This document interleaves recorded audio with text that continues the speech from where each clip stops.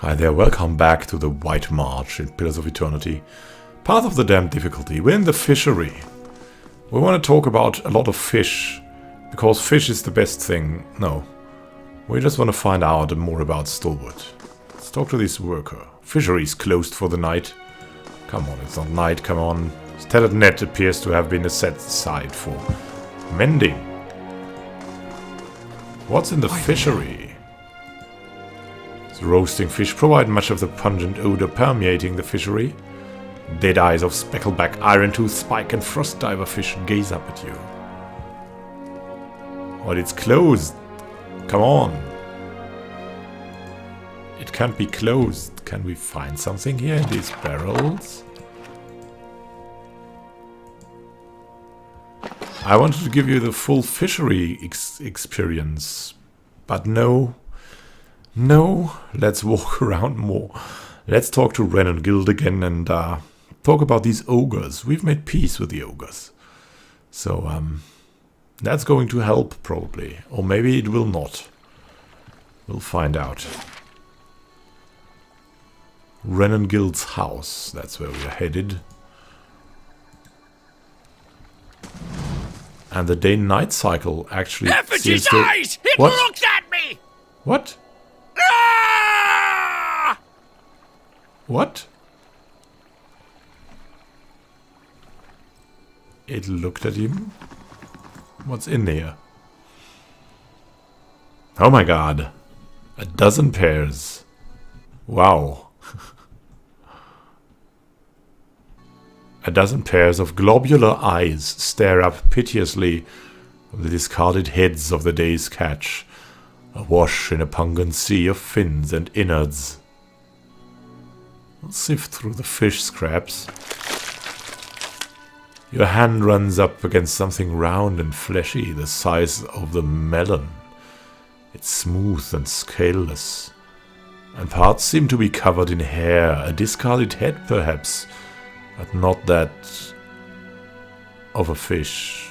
We'll pull it out. Oh my god. With one hand on either side of the head, you begin to lift it out of the barrel, only to have it leap from your grasp as the head's owner springs over the lip of the barrel in an eruption of fish chunks that rain down over the market stall. Zahua. The man who leapt from the barrel stands facing you, nearly naked, save for a loincloth and drizzled in fish viscera. Ugh. He's covered head to toe in scars, tears and punctures, and the thorny imprints of lashings. Most are faded like old memories. Despite that, the condition of the man's body is remarkable. The drooping skin at his flanks and elbows is the only evidence of his advanced age. His face is placid, but the rest of him appears prepared for anything. You must forgive, Zahua. I was not expecting you. Was that a fish meditation or what? Had you, like, some unnatural desires?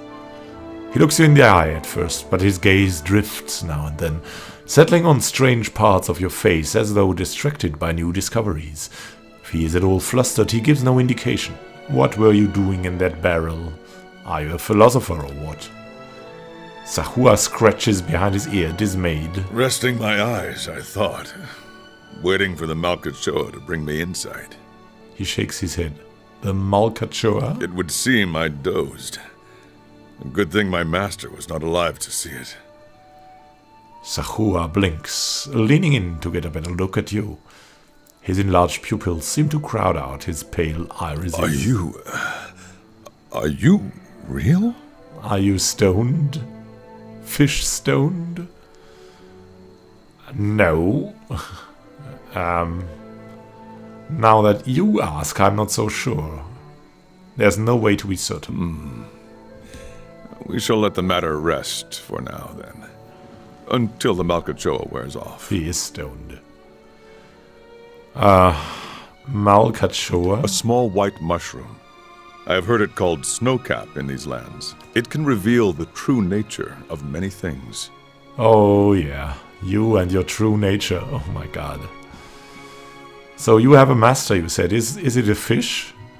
The man traces your inadvertent glance at his scars. He smiles politely. A teacher, not an owner. Zahua is a free man. Well, as free as any of us. I still don't understand why you were in that barrel. I was freeing myself from vanity. Consider, how can one be vain who is bathed in the smell of dead fish? There's a proud glint in his eyes. And he's proud again, so... It didn't work, whatever he tried with that.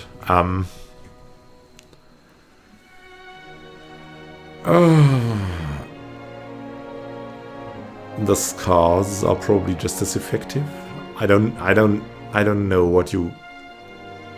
It's hard to argue with that. I had the idea when I passed this way earlier. I am pleased with the results so far. He's still vain. He smiles at a woman whose head is swiveled towards him as she passes by, a look of revulsion on her face. Distracted, her toe catches on a stone and she nearly falls on her face.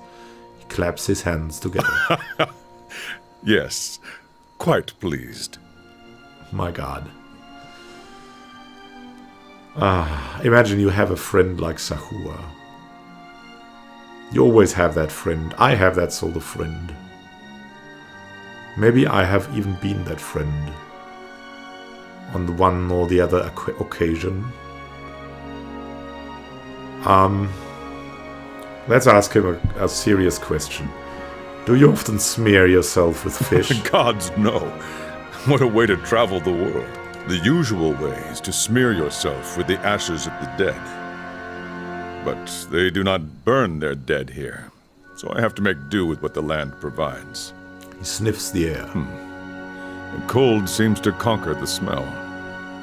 Even now, the scent hides itself. Disappointing. It's your nose that is affected, not the smell itself. Well, okay. Those scars are probably not from battle. They are from self-mutilation through these strange rituals, right? Zahua glances down at his body. From battle, yes. I left them upon my enemies. He points at various patches of crisscrossing scars. These were struck against fear. These against pleasure. These against hatred. Those down there against greed and doubt. And these... He points to his face. All right, he is positively mad. He has inflicted that onto himself. These were for vanity. So you made those scars, right? I knew it. I cannot take credit for all of them, but I did most of the good ones. His mouth perks. I put them there in battle to remind myself what is real and what is not. Our worst enemies are inventions of the mind, pleasure, fear.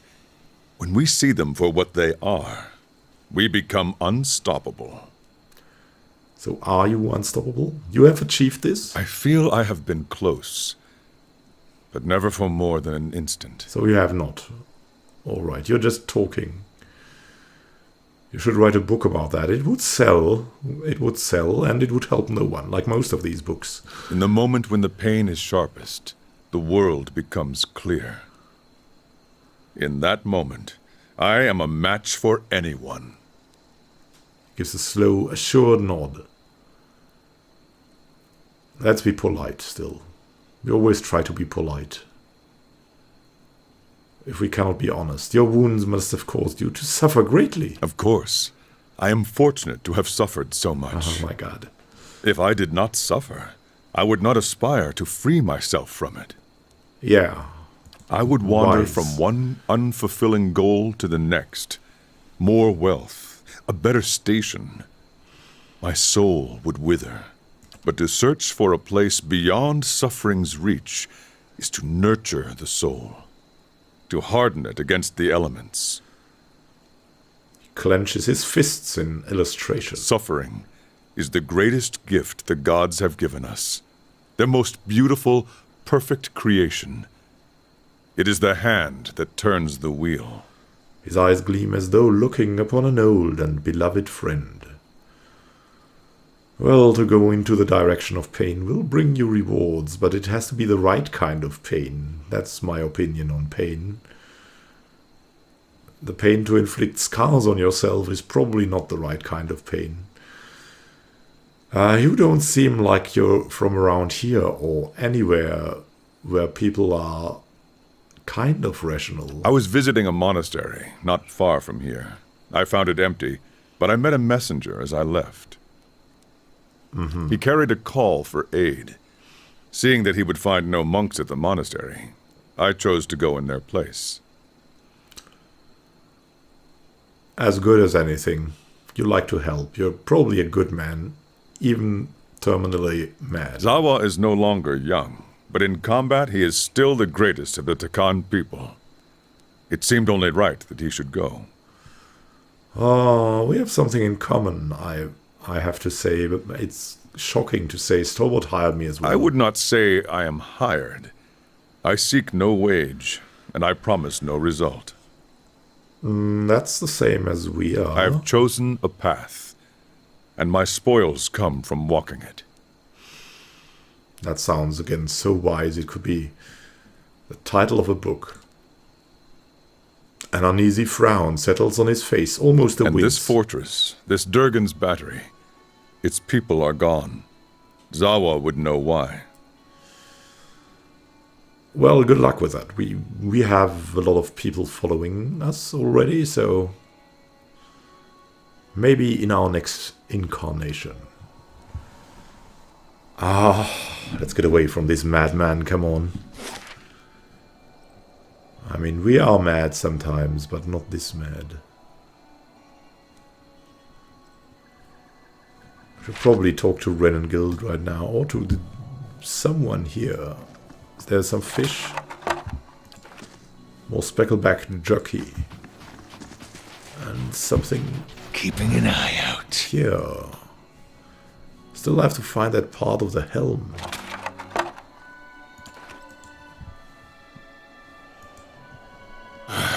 Feels like it's hardly worth putting the huts back up. Better than standing out here shivering. There's truth to be said. But back to Renegades' house now, right? Back to that house. That is where we failed. Still, we did not fail completely. Could have gone worse. Tildor, we haven't found yet what you sought, seeked. Steady does it. Go back to Renegade and tell her about the ogres. Or maybe her son, who is more open-minded. Chanters can do more than just chant. Well, let's talk to him first. You did right in parlaying with Baragon. Don't know that anyone else here is going to see it that way, but I thought you should know. He gives you a thoughtful nod before turning back to the fire. See, we did the thoughtful thing. This is thoughtful gaming. Any luck with Durgan's battery? What can you tell me about Fiara's expedition? Who? Sorry, I don't recall the name. Her brow furrowed. Last expedition I met disappeared weeks ago. Didn't give any names, but they definitely haven't come back this way. Don't mean the Fiara weren't part of an expedition, though. We get groups passing by sometimes looking to try their luck. What's on your mind? I actually wanted to talk about the ogres. Adir founded us back, but after the Deerwood claimed independence, Defiance Bay found cheaper place. I'm the mayor. I'm a builder by trade, though. What's on your mind? The Pargrin dwarves guarded it like a mother bear. It's a wonder we know as much as we do. What's on your mind? They didn't volunteer much. I've seen, but these wish I could. What's on your mind? Well, it seems like we cannot talk to her about more stuff, so... I'm sorry, we have to return. To the streets.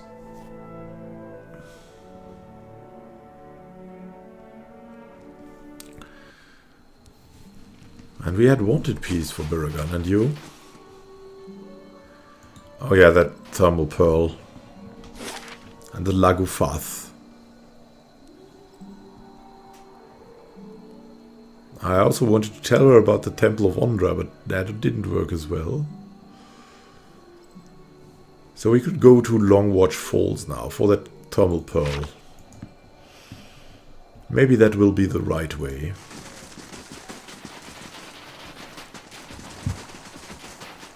Whoa, run!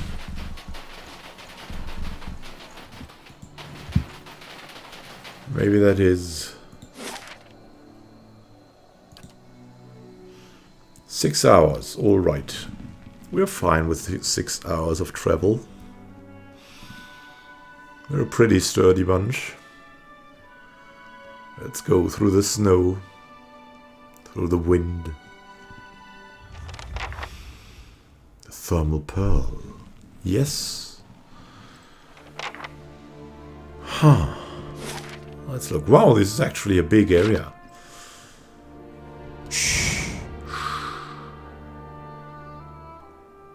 Can we find more Lagufath? Which direction should we go? Let's go this way. Let's go up here. I like always to start with the rims. I don't know why I get this, but it's... Oh. What has happened here? A few odds and ends lie scattered by the path. There appears to have been a struggle here, but the evidence is half buried under a thin blanket of snow. Wisps of essence hover in the chilly air. First inspect the area. An empty pack lies in the snow. It's been torn nearly in two. Also, muddy tracks churn the ground. It's difficult to discern their shape or their number. They appear to lead north. We'll reach out to the essence. Soul fragment plunges you into the memory. Your name is Iagadr. Igadr. Your name is Igadr. You've never been more than 20 miles from home, let alone to the White Mart, and yet you've been climbing steadily higher for a week now. The air is too thin, your clothes are too light, and you've barely got another 3 days' worth of food with you. But you've never felt better. You're mad. You've only had a handful of fainting spells since you began your journey. You've had as many in a single day before. But the dreams have been the best part. Despite the frozen rocky ground and the screeching winds, sleep has found you each night and brought you visions of majestic peaks wrapped in snow. The cold is but a sweet ache in your bones. And as you hike into the wind, you feel that ache spreading along with the certainty that you're getting closer to him or her, your soul twin. A stranger whose soul mirrors your own, one of the few people in Niora who could understand the constant torment of a split soul, and the only person who could help you relieve it. Oh my god, he got killed for half of his soul. Something approaches through the shroud of snow ahead. You feel a throbbing presence, like a heartbeat through linen, and you know... The vision ends abruptly. You find yourself staring at Igadr's scattered belongings, while his elation ebbs from your veins.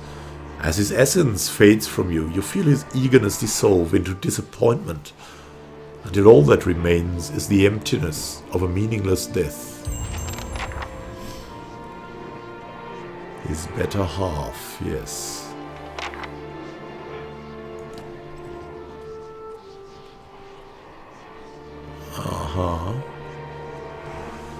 I'm sure we'll reveal this secret in the next episode, or relatively soon.